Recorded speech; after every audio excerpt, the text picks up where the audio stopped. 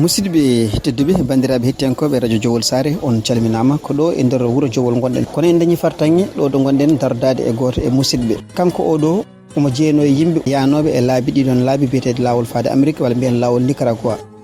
Allah waɗi o yehino o arti musidɗo tedduɗo ko ardi foof namdal men gaddanal an a yehino e laabi Nicaragua holno miijo ngo ardema walla holno jarunoɗa? Assalamu aleykum wa rahmatullah bandiraɓe hettiyankoɓe radio Jowol Sare on calminama moni foof inde mum yettode mum mbiyetemi ɗo ko Abuu Jeey jettoremi ko Sow kala nanɗo sowtuwol ngol ene wawi so tawi jeeyaɗo o ga diwan ene wawi heftinde inchallahu rabbi. Mi yehino e laawol Nicaragua mi keeɓi hen caɗele kewɗe alhamdulillah e ballal Allah kono Allah waɗino kam min jeyino hamin jetti ɗum fof e waade noon min garti e dow jaam e alhamdulillah min celli machallah so tawi kadi won goɗɗum kadi jokkata en on jeeyino ha jettiɗon ko holton Nicaragua walla ha Amerik e hoore mum gartuɗa e holno gartirɗa? min jettima ha Amerik min gari ko Nicaragua Honduras Guatemala Mexico min dewi ko Capacula à partir de Capacula ɗo mi ƴefti laana so tawi haalde gonga kam e nder laaɗe ɗe kam ko risque bonɗo minen noon Allah dandi min heddade ndiyam he won laaɗe kewɗe keddiɗe ndiyam he nde wonno ko laaɗe tokose mbaɗata ko yimɓe ha heewa laakon togosel laana fof waɗa hedde yimɓe nogas toon ko nokkuji ñande fof ƴiwoje ne goodi koko toɓata so tawi noon laanel tokosel ƴiwonde tawi ɗum e nder ndiyam ko wala hawla minen Allah dandi min noon so Allah laawol ngol way muuse mettude fof min toɓanoma e laawol he kono Allah dandi min alhamdulillah min keeɓino nadde ha nder min mbaɗi guure kewɗe e nder Amerik walla e nder prison ngaji Amerik guure kewɗe min keeɓi noon fartange noon min ñawama toon loi mabɓe hokkiɓe artirde min alhamdulillah min garti min celli. Ko wonno sababu nanguede moon beele ko probléme kayitaji walla ala ko laawol ngol dewɗon ngol wona ko ngol poɗɗon rewde walla ko way noon? Laawol to min dewi ɗo ɗon accaɓe fof ɗon dewi woodi ko laabi tati ɗi gandumi walla ɗi nanmi woodi ko laawol ngol ɓe mbiyata sonayta ngol min ko ɗo ndewmi e laawol gongol en wiye Mexicali e laawol gongol en wiye Tijuana ɓeɗon fof woni yimɓe rewɓe laabi goɗɗi taw wona laawol min ngol ndewmi sonaytagol minen ɓen yimɓe fof gartiti minen garti donc woni wiyoɓe laawol min ndewigol wona ɗon foti rewede walla ko min diwɓe ɓalal ala ɓalal diwetake mi yiyan toon fof ɓalal ne diwe jiyimi ko Mexique ɗi kañumen jogui caaɓe coktat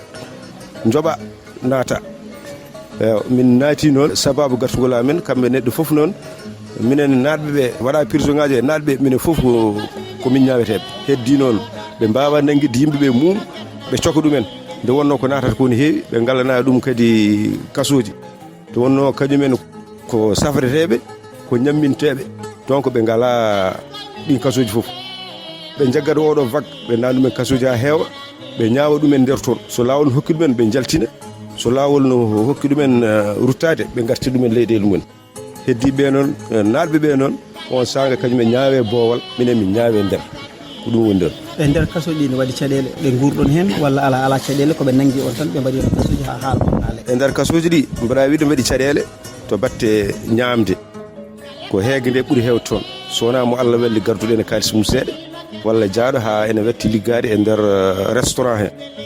sa liggo nder restaurant he en jogui ñamele nan ɗon ɗeɓe defenta kamɓe mbiyata dayi woni yimɓeɓe cellade ɓe defane ñamele moƴƴe walla officieji ɗi eɓe defane toon ñamele moƴƴe tant que donc nder cuisine liggotoɗa kala ko jiɗɗa e ñamde aɗa wawi ñamde hen ko wona ɗum ko prisonnier ji minen woɓɓe prisonnier ɗi ko ñamele bolle puuɗe ñamata dokkata ɗon ko kalaci ñebbe ɗum fasnete dokke ɗon walla suppami fasne dokke ɗon subaka ɓe gaddano gosiyal seeɗa ala kosam ala sukara ko ɗum ɓe dokkata yimɓe ko subaka ko weli hen ko foof ɓe gadda hen ɓoccoɗi ɗiɗi pasnaɗe ko wona ɗum ko gosi walla ruy min kaccito ko 4 heures jamma min gottoto ko 11 heures ñalawma min kirtoto ko 4 heures jamma e min gonduno toon heege ha ɓurtin feewi so Allah. Gummorɗa ɗo hen aɗa yaaha holto dewruɗa tere banggue Mauritanie walla banggue Sénégal? Banggue Mauritanie dewrimi ko Nouakchott Istanbul Bogota Turquie El Salvador e Nicaragua à partir de Nicaragua ko ɗon telotoɗa e avion ndewa laawol leydi Nicaragua Honduras Guatemala nata Mexique ko ɗon caɗele puɗɗoto caɗele fof puɗɗoto ko à partir de Mexique ɗon caɗele putto nde gartuɗon nde oɗon keewi seeɗa so tawi woni aɗa qiimo onon artiraɓe holno poɗɗon fodde on saaha nde min gartata nde emin keewi min mbaɗa koye avion ngal maɓɓe manggal moɓe mbiyata Boeing 767 mbe sikki wonɓe hen ɓe fof ne wawi taw timmi hedde temedde neɗɗo kono wona kam Mauritanie naɓe fof ene waɗi Sénégal naɓe ene waɗi Guinée naɓe ene waɗi Angola ene waɗi Nigéria minen Mauritanie naɓe artuɓe ɗo ɓe bon min joni seeɗa noon min sikka mamin goni à peu près de 60 kadi ɓe mbi kadi ɗum ɗon ko complétant vol poɗɗo yaade Afrique auto hedde Sénégal en fayi to ko complétant minen wonɓe ɗon ɓe par ce que fodɓe artude Mauritanie naɓe min macci to Mauritanie naɓe to heɓɓe négatif ha mbayno leydi nan toon fodɓe artude kono minen min ƴeftaɓe ɗum ko complétant pour avion o ko artita yimɓe ko eyi onon ko worɓe meeɓe walla ne waɗi worɓe e rewɓe sahaaji ne wiye laabi ɗi ne waɗi rewɓe ne waɗi sukaaɓe lawol mon holno wano nde min jahata min jaade rewɓe min jaadema rewɓe jeeɗiɗo kono minen fof kamɓe rewɓe kamɓe ne heewi tampere ni so Allah wonno jaata ko rewɓe waɗi nokkuji yarate ko koyɗe waɗi nokkuji montate koye montagne uji so Allah kadi mi rewɓe min jaarɓe ko rewɓe joom doole en seeɗa keeɓi hen tampere seeɗa minen koyaɓe ni min keeɓi hen caɗele seeɗa par ce que ma balla jomumen joggana ɗumen sakkos ya haɗa fofto puusa ɗum ngabbe ƴeftare ga min keeɓi hen tampere seeɗa kadi to banggue gasugol ngol kadi minen rewɓe min gartiti won rewɓe artuɓe hen kono rewɓe Mauritanie naɓe ngala hen kono kam rewɓe Mauritanie naɓe woto woɓɓe toon e prison ngaji min ala mo jiimi hen kono mi yii wiiɓe jii ɗumen min mi yiyani kono mi yii wonɓe gonmi toon wonto jaano affaire médicaux kam mbiyata médicaux dispensaire mbi to jii prison ɗo coynima ɗon rewɓe ko rewɓe halpureɓe min jaade rewɓe halpureɓe noon Mauritanie naɓe mawɗo jeeɗiɗo nde min jahatno nde ɓen fof min garde kawuji ɗi ko à partir de kawuji ɗo min cirti mi anda kam so tawi Allah walliɓe naati walla ko nandi hen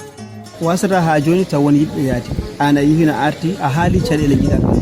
so tawi aɗa jogui wasiyo walla eran ko fewde ɓen yiɗɓe yaade ɓe cuwata ko yaade ko holɗum wonata eyyi mbiyatmi kam o saaha hande kala ɓiɗɗo joguiɗo kene fota nawde ɗum mboɗo wawi wiide o saaha hangue toon ko gonal ngal mettugal woni toon surtout noon so tawi ƴaganɗa koto prison ngaji to caɗele mawɗe goni toon nde wonno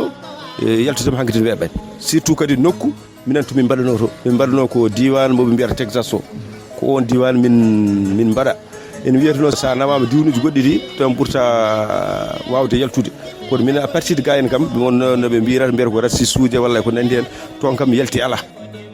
woodi tan kaɗa ñaawe walla kamɓe mbiyata bond caution ɓe pawma caution jooɓa jalta prison o kono mbawmi wiide tan bandiraɗo musidɗo jiɗɗo yaade so tawi ko haqqille mum hokki ɗum yidde yaade ɗum ko kañum jogui choix mum yo yaa kono min kam mbiyatmi so tawi kam ko taw kay ko yaade si Allah tan nelaɗo mum jomum heddoɗo ɓuuri so tawi ne jogui somme mo wawi liggorade liggoroɗo en onen par ce que hay sa ƴeewini hay won naatɓe toon won kuppirɓe beeji mumen garti ala haalis risque gonɗo e lawol hotan lawol ngol taw ko caɗele ɓole ala haalis sa yettima ka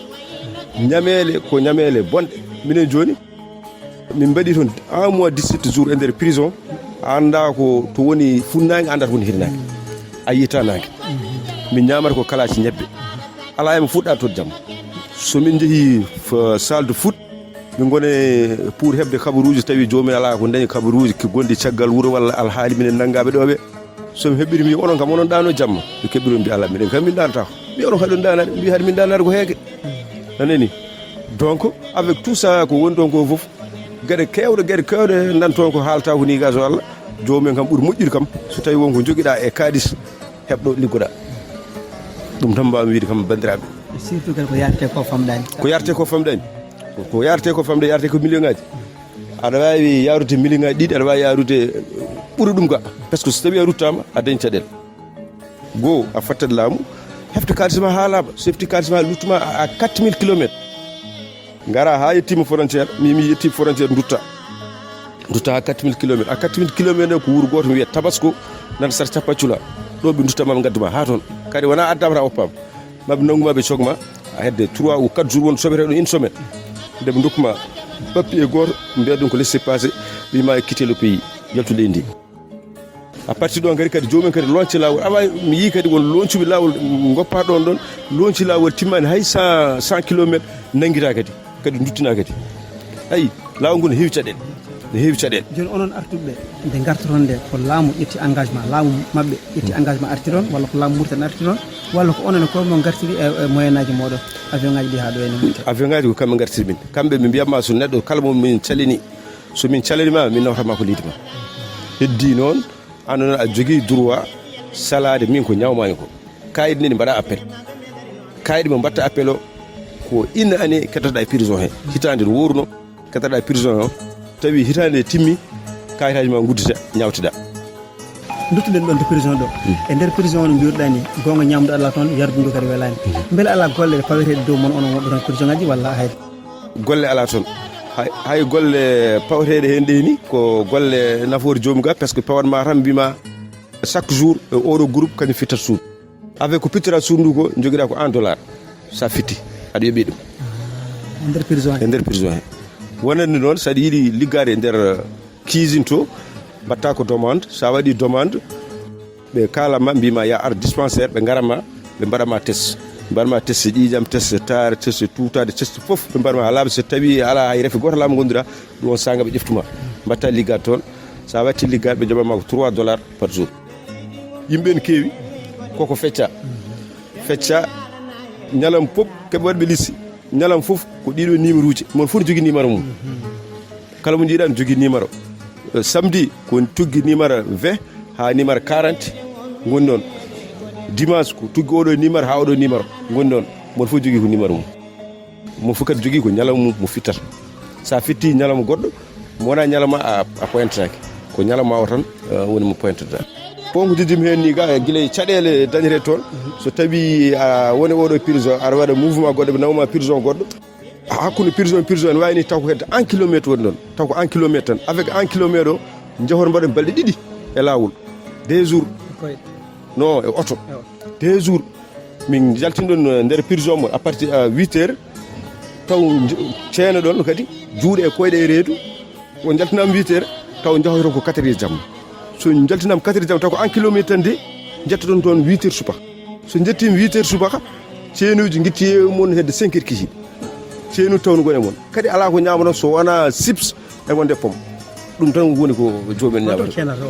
juuɗe koyɗe ɓe ceena ɓe ndewnata ceenɗo koye reedu soɓe ndeni ceeno reedu ɓe ceena juuɗɗe e wonde koye ɗiɗɗe ɗum koye caɗele kadi gonɗe toon ɗe kala mouvement ko caɗele sa e timta an fof ka tasu koye jonde tan ka joɗɗi tan enen gila hay gartugol amen ni ga min tonga ko gila 11 heures ñalawma 11 heures ñalawma min tonga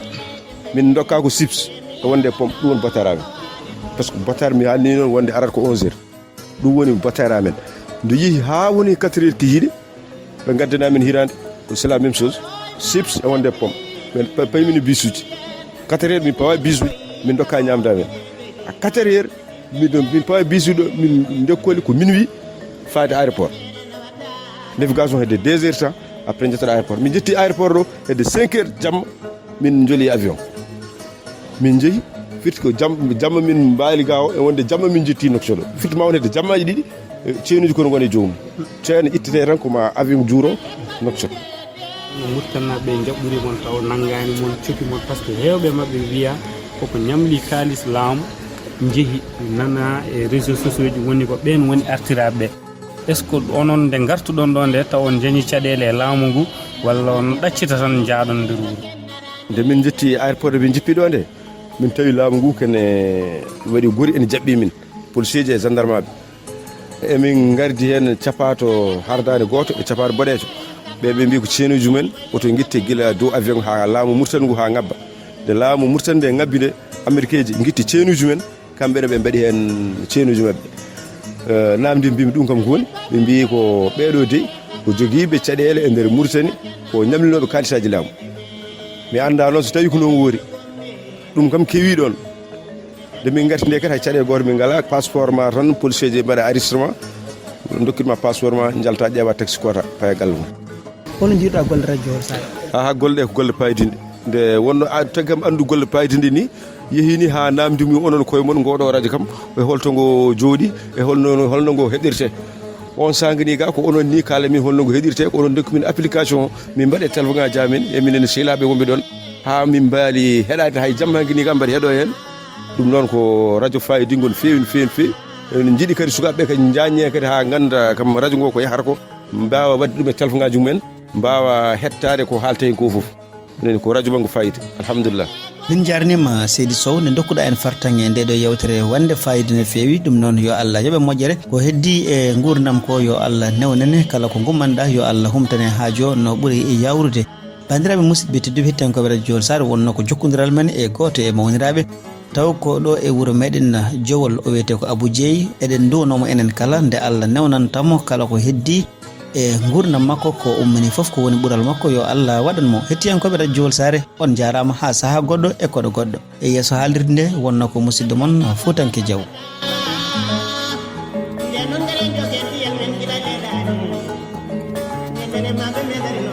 Thank you.